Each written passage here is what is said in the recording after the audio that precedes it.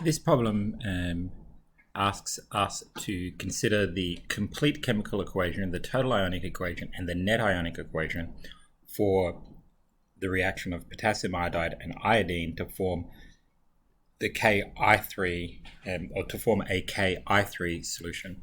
And the important thing here is to recognize that ionic compounds in aqueous solution will dissociate.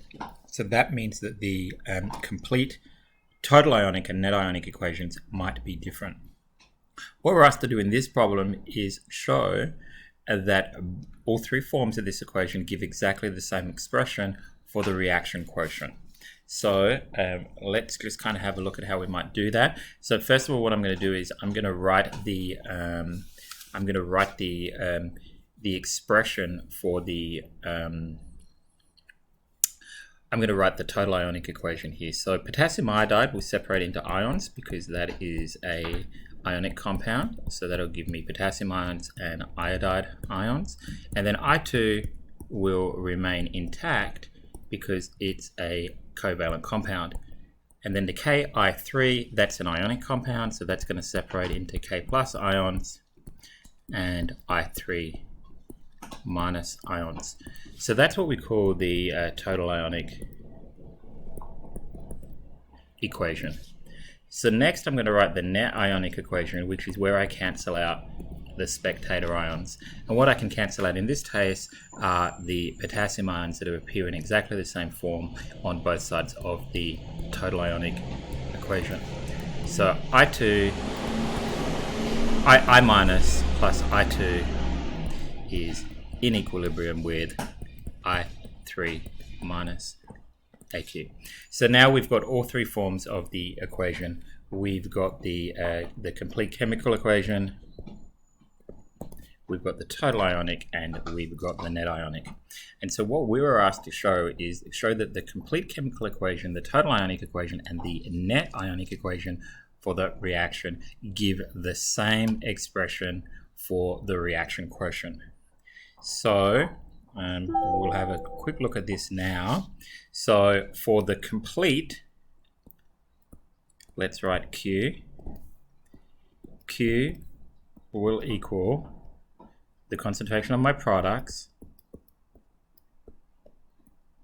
multiplied by, or divided by, sorry, the concentration of my reactants. So there we go there. Let's move this up a little bit. For the total,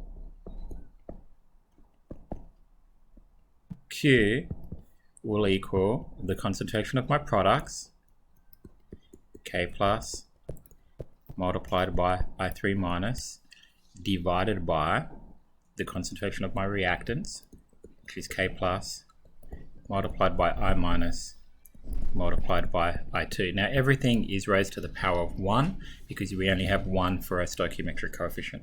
So what I can see here is that the K plus cancels out. So this ends up being the concentration of I3 minus over the concentration of I minus multiplied by the concentration of I2. Okay, so that's our expression for the total. That's our expression for the complete. We've only got to do one more, which is write our Q expression for the net, and then we have to show that all three of them are exactly the same thing. So for our net equation, again, it's products, the concentration of I3 minus over the concentration of our reactants, I minus, multiplied by I2. And so there's our expression for Q. So you can see pretty quickly that the net ionic, the Q for the net ionic equation and the Q for the total ionic equation are identical, aren't they? Right?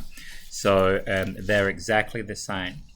All right, so we've got kind of one half of the problem done, but what about for the complete equation?